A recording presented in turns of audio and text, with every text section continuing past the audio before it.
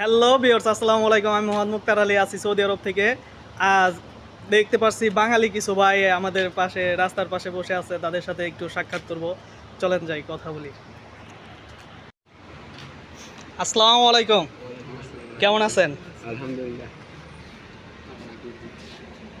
ভালো আছেন তো? হ্যাঁ, আছি আলহামদুলিল্লাহ। আসেন এদিকে আসেন, একটু কথা বলি আপনাদের সাথে। ভাইয়ের নাম কি? আমার নাম মোহাম্মদ জালাল হোসেন। আর বাবুল হোসেন মোহাম্মদ করিম। বাসা কই আপনাদের? এদের বাসা তো এই জায়গায় না, বাংলাদেশে হ্যাঁ। ওনার বাসা টাঙ্গাইল, নোয়াখালী, আমার বাসা দেশবাড়ি হলো কোটালি। পটুয়াখালী। আচ্ছা, আপনাদের কি কাজ কাম নাই? না ভাই, কাজ করে না। এই প্রতিদিন দেখি এই রাস্তায় এই জায়গায় বসে থাকেন, আমি ডিউটিতে যাওয়া আসা করি। দেখুন নামাজ পড়ে এই জায়গায় এই মসজিদে নামাজ পড়েন, নামাজের টাইম শেষ তো, নামাজ পড়ে হয়তো আসলেন এখন। আমি ওর নামাজের পরে ডিউটিতে যাই, তো তখন দেখি আপনারা এই জায়গায় বসে আড্ডা দেন, দাঁড়িয়ে আড্ডা দেন। কি কাজ করেন? ওই যেই কাজ পাই, যে সময় যেটা পাই এটাই করি। এখন কোনো কাজ নাই এরকম? এখন হ্যাঁ, কোনো কাজ নেই। আসছেন কতদিন ধরে দেশ থেকে? আসছি 6 মাস। 6 মাস।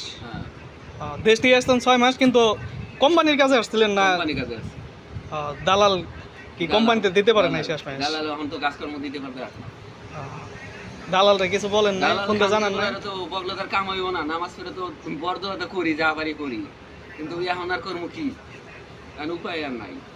যাক, আল্লাহ তাআলার উপরে চাইরা দেন, দেখেন কি অবস্থা হয়। ভালো কোনো কাজ টাজ যদি খুঁজে পান করেন।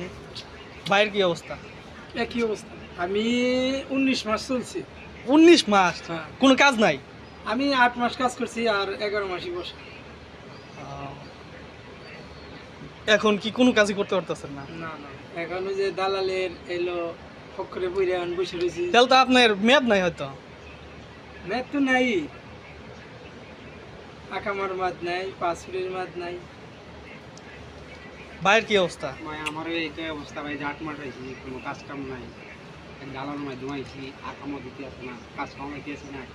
মাত্র 3 মাস মনে কাজ করছে এক জায়গায়। এই পরিস্থিতি হল, আমরা এই জায়গায় এলাম। আকামা তো দেয়ই না কোম্পানিতে, কোনো কোম্পানিতে আকামা দেয় না।